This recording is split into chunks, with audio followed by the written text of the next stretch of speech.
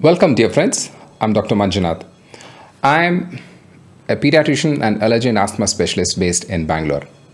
Today, we'll discuss one of the most common questions what we get asked on a day-to-day basis.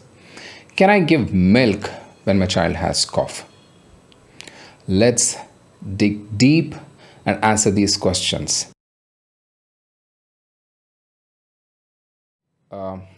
Definition and prevalence. Cow milk allergy is a reproducible immune-mediated allergic response to one or more proteins in cow's milk. It's one of the most common childhood food allergies in the developed world.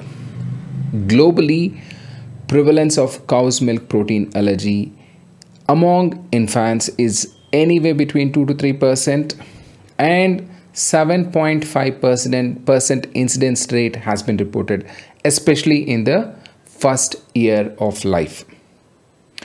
And as always, we do not have robust data in India. What that means to say is, even in Indian circumstance, we have roughly about 2 to 3% of children suffering from this disease. Beta-lactoglobulin is a part of whey protein in the cow's milk protein, which is not found in human milk. And this seems to be responsible for about 60 to 80% of cow milk protein sensitivity cases. And let's look at some of the genetic and the environmental risk factors. This cow milk allergy has many contributory factors, which include the genetic background, ethnicity, but the genetic factors contribute to the most. Single nucleotide polymorphisms, epigenetic factors which include the hypermethylation, and the early exposure to and absorption of cow milk protein in the formulated milk, and shortened duration of breastfeeding are both considered to be the factors that increase the cow milk sensitivity in infants. Such factors seem to be associated with history of allergies among parents and siblings. A study in Poland, which was conducted in 2018, showed that the prevalence was 3 times higher in the presence of a family history of allergy, and twice as high if one sibling is affected. It was 4-fold increase when exposed to formulated milk in early months of life compared to breastfed infants. Let's look at some of the types of cow milk allergy. IgE mediated, non-IgE mediated, and FPIES. We'll come to that. The IgE mediated, which is responsible for about 60% of all the cases, which are IgE immunoglobulin mediated. Non-IgE mediated happens between 3 hours to 1 week post ingestion. This may be because of the type 2 and a type 3 hypersensitivity reaction and the production of IgA and IgG immunoglobulins.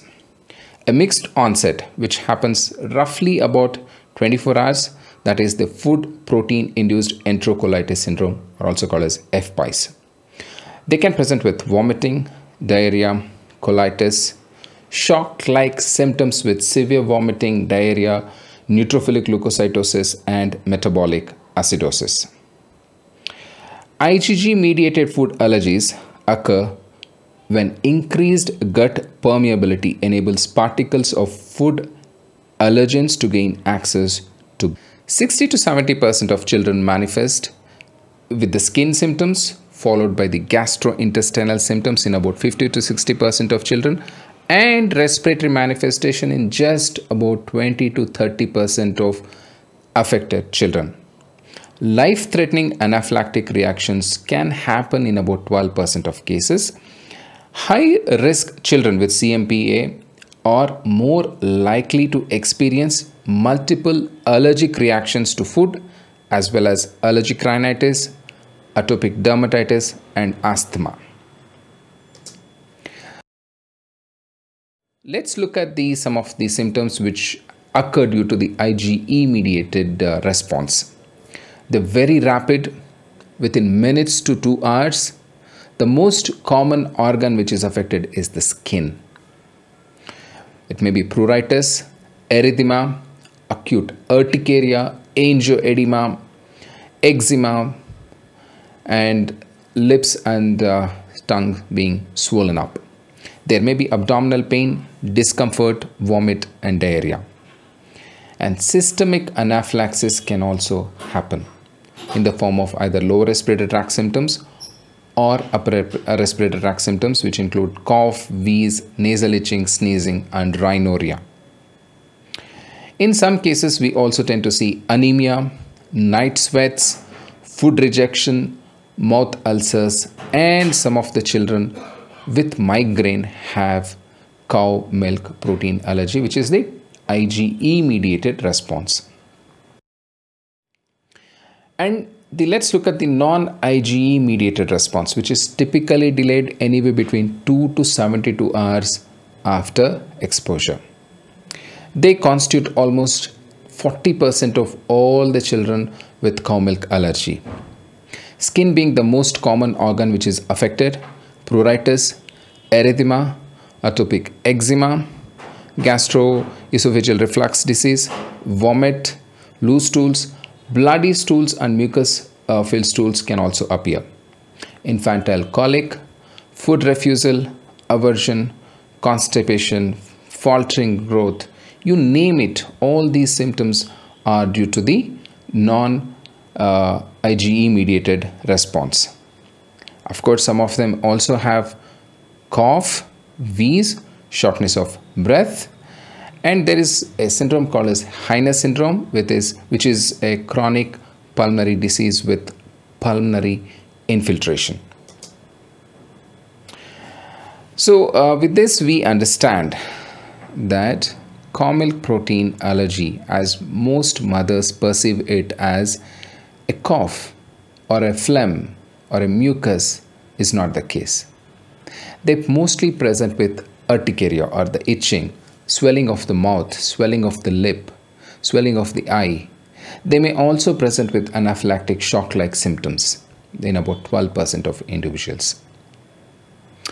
Whereas non-IgE, as we discussed, they again mostly come with urticaria, itching, and gastrointestinal manifestations and faltering growth. So we have to be very clear when we advise to the parents. Please do not stop milk unless there is a reason to stop it. Symptoms of cow milk allergy can also appear very late in their life. In those individuals who get the disease very late in their age, tend to have a much severe disease and also tend to have a much protracted course. And the common symptoms what these people have are either respiratory or the skin symptoms. And in children who tolerate baked products at a very high temperature, they're likely to resolve over a period of time. Those children who respond, who have reactions even for baked products, they tend to have very stormy course, and they may also have anaphylaxis. Let's look at the natural course of the disease. What that means is what happens to those individuals who have cow milk protein allergy. In about 50% of those children who have cow milk allergy would have gotten better by 1 year. 70% by 2 years of age, and about 85% in 3 years of age. The point is very simple. Most of the children do subside over a period of time. Only a few children continue to have symptoms over a much prolonged period. And another important thing is all children with negative skin prick test at 1 year would have lost the sensitivity by 3rd birthday, whereas those who continue to have symptoms with a positive skin result continue to be allergic even at 3 years of age. Let's look at some of the associated issues what these children have. The other ones would be the atopic dermatitis, rhinosinusitis, asthma, conjunctivitis, and angioedemas. Functional abdominal pain disorders, which are characterized by persistent or recurrent abdominal pain. Diarrhea, including the bloody diarrhea, hematemesis, aphthous in the rectum, major depressive disorders, irritable bowel syndromes are often associated with milk allergies. Obesity and overweight is another important thing what we see. Allergen-specific IgE levels were higher in either obese or overweight children compared to those children with normal weight. After having gone through the most easy part, let's look at the most difficult part, and that is the approach to diagnosis. See, any child who walks into your clinic with multiple symptoms, you don't know what to do at that time. You need to have a structured approach to make a diagnosis, and that's where an allergist or a pediatrician comes to picture. Cow milk protein allergy is mostly a clinical diagnosis. Of course, we have some tests to do it, but the most important thing what we have to keep is a wide index of suspicion. Whenever any child presents at a certain age, for instance, presenting at 6 months, once you start solid foods, once you have introduced the milk products, a child starts developing symptoms, that's when you would have to keep your options wide open. Many parents think that their child is having cough and that could be the milk allergy, they stop the milk. That's not the case on most scenarios. We have specific symptoms to address at a specific age to make a diagnosis. In IgE mediated response, whenever any child starts having symptoms in the form of respiratory symptoms or skin symptoms, we need to have a cow milk protein elimination diet. And in about a couple of days, we do the testing. At that time, if a skin prick test comes positive, we make that as a diagnosis of cow milk protein allergy, and we would consider restarting milk after a couple of years. When the child responds to stoppage of milk, we still consider that as a responsive child and we ask them to stop the milk. When their skin prick tests come negative in a suspected IgE sensitive child, that is when we need to consider the standard oral challenge, that is the double-blind placebo test, to make a diagnosis. Whereas the non-IgE has such varied symptoms, the clinical diagnosis is the most important thing what we need to consider in these children. Diagnostic elimination. We eliminate the food for a couple of weeks and then this child starts showing symptoms. At that time, you have the symptom thought, okay, these are the symptoms, we have avoided milk and the child has responded. So after a couple of weeks, we consider restarting milk. If the child again starts having those symptoms, we consider that as a cow milk protein allergy. When the child does not respond to this, you are more likely not dealing with cow milk protein allergy. There are few exceptions when child does not get better even if the child has cow milk protein allergy. When a child has concomitant soy milk allergy, that is a very common scenario. Allergy to extensively hydrolyzed formulas. And for those children with multiple food allergies, which include the soy, wheat, eggs, nut, fish, etc., etc., may also show no response despite having cow milk allergy. In such cases, amino acid formulas need to be tried to make a diagnosis of cow milk allergy. The other methods what we have is the skin prick tests. Skin prick tests come positive in only few cases with IgE mediated sensitivity. Those with non-IgE mediated ones generally do not have skin test positive, and we may not be able to diagnose those conditions. And there are specific IgE antibodies for cow milk. If they come positive along with a elimination of cow's milk, we are mostly dealing with cow milk allergy. Elimination of cow milk protein from the affected patient's diet in any form is what is recommended. In exclusive breastfed babies, mother should eliminate the milk and its byproducts, and mother should be substituted with calcium preparations. For the child, type and severity of the symptoms, patient's age, nutritional deficiencies, cost should all be taken into consideration while suggesting these formulas. In infants who have been diagnosed when they are already on mixed diet, bovine milk or the cow's milk is completely withdrawn, along with other mammal milk, which include sheep, goat, buffalo, camel. And because they also carry similarities in their protein, they also tend to have sensitivity. We should avoid them as well. Whereas breastfeeding should be continued and mothers should eliminate the cow milk. Primary prevention is the best way to prevent cow milk allergy. That is exclusive breastfeeding for 4 to 6 months.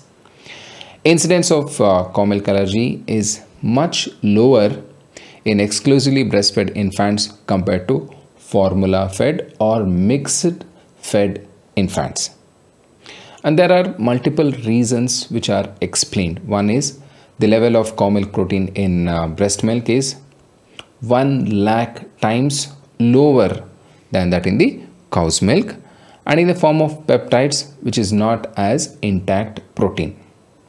Breast milk also contains proteases and digesting protein. The other protective factors in the breast milk like maternal antibodies, chemokines, which reduce the development of allergy, hormones, growth factors, potentiate the maturation of gut-associated lymphoid tissue. Allergen avoidance is advised in only those individuals who are having the allergy. It's not a blanket statement. We should not say that you should be every child who has a doubt, who has a suspicion of developing cow milk allergy should be stopped milk. That is not true. And secondly, there is no evidence to suggest that delaying the introduction of solid foods or even the potentially allergenic foods beyond 4 to 6 months offer any protective effect. Supplementary foods should be introduced one at a time. For instance, you've started ragi today. Maybe after 10 days or 2 weeks, you start with another cereal like wheat. Maybe another 2 weeks down, you start with another cereal. The same applies with pulses. You start one pulse today. Couple of days later, you start with another pulse. You start with a tree nut. You start with a fruit. You start with a vegetable. One at a time. Don't introduce all of them at once. You may not be able to identify what the cause of the problem is. We need to have a wide index of suspicion. When a mother comes and asks, should I stop milk while the child has cough? The answer is probably no. It all depends on what sort of symptoms what your child has, and if it is a proven cow milk protein allergy, that is when stoppage of milk is recommended. For most circumstances, we may not have to stop the milk at all. For those individuals who appear to have abnormal symptoms like bleeding, upper rectum, lack of growth, chronic urticaria, those are the difficult ones to identify. IgE mediated ones, most of the pediatricians will be able to think in terms of allergy, whereas non-IgE mediated ones are the ones where they should have wide index of suspicion and refer to allergist to make a probable diagnosis and treat that child.